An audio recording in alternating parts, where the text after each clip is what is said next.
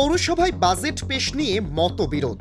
কাউন্সিলরদের একাংশ বিক্ষোভ অবস্থানে কৃষ্ণনগর পৌরসভায় তালা ঝোলানো হলো প্রধান করণিকের ঘরে। চরম উত্তেজনা কৃষ্ণনগর পৌরসভা চত্বরে। জানা যায়, গত মার্চ মাসের শেষের দিকে কৃষ্ণনগর পৌরসভায় বাজেট পেশ নিয়ে সমস্যা চলছে। একাংশ কাউন্সিলর অভিযোগ, পৌর প্রধান সমস্ত কাউন্সিলরদের সঙ্গে আলোচনা না করে নিজের মতো করে বাজেট জোর করে পেশ করার চেষ্টা করেছেন। বারবার সভা ডাকা হলেও তা ভেস্তে গিয়েছে। যদিও পৌর প্রধানের দাবি ছিল বাজেট পেশ হয়ে গিয়েছে, আর এই নিয়ে শুরু হয়েছে কৃষ্ণনগর পৌরসভায় বিতর্ক। আজ আবারও পৌরসভার পৌর প্রধান ও প্রধান করণিকের ঘরের সামনে বিক্ষোভ অবস্থান কাউন্সিলরদের একাংশের। Bureau report, জজবাত 24 Bangla. শহর একটা ঐতিহ্যপূর্ণ শহর। এই শহরে পরিষেবা হয় গণতন্ত্রের মধ্যে দিয়ে। আজকে এই সুপ্রাচীন পৌরসভায় যেভাবে অগণতান্ত্রিক কাজ হচ্ছে, সেটা নীতিবিরুদ্ধ নয়, সমাজ বিরুদ্ধ এবং মানুষের সঙ্গে মানুষের যে বৈরিতা বাড়িয়ে তুলে সমাজকে কলুষিত করে তুলছে। রাস্তাঘাট পরিষ্কার নেই, যে সমস্ত বাড়িঘর তৈরি করবার প্ল্যান প্রোগ্রাম মানুষে জমা দিয়েছে সেগুলো হচ্ছে না, নানাভাবে বিধ্বস্ত হচ্ছে। এইভাবে তারা অগণতান্ত্রিকভাবে তারা আবার কোর্টে মামলা করেছে। তাদের বিরুদ্ধে যারা একটু কথাবার্তা বলতে চেষ্টা করছে পৌরসভার বিরুদ্ধে, তাদের বিরুদ্ধে আবার মামলা হয়েছে। আজকেই দেখলাম একটা মলয় দত্তের নামে একটা মামলা ওরা চালু করেছে। এটা একটা অগণতান্ত্রিক। এই অগণতান্ত্রিকের পেছনে আমরা কখনোই থাকতে পারি না, কোনো সাধারণ মানুষ থাকতে পারে না। আজকে জঞ্জাল যুক্ত শহর তৈরি হয়ে যাচ্ছে। আজকে নানাভাবে আমরা চাইছি এর পরিত্রাণ।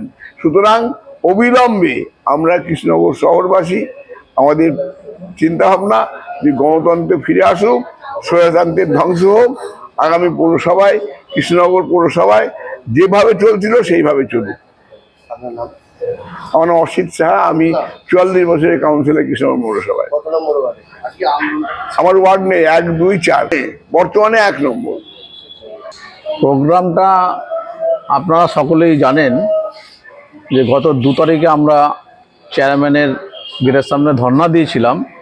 যেহেতু বাজেট পাস হয়নি, উনি মিথ্যা প্রসিডিং করে আমাদের সব কাউন্সিলরকে পত্র ধরিয়েছিলেন এবং একটা মিথ্যা চিঠি লিখে ডিএলবিতে পাঠিয়েছিলেন। এর বিরুদ্ধেই আমরা 2 তারিখে ধর্ণা দিয়েছিলাম, যেটা সংশোধন করতে হবে।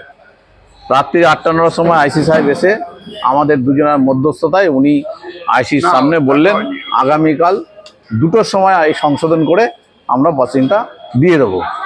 আমরা ধর্ণা তুলে দিলাম। তারপরে উনি আর কিছুতেই সংশোধন করলেন না, দিলেন না।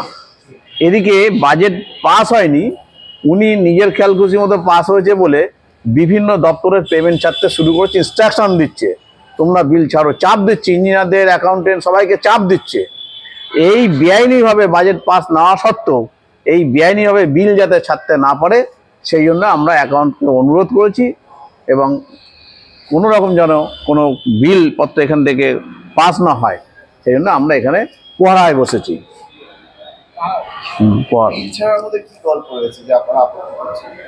বাজেট পাস না হলে কোনো বিল ছাড়তে পারবে না।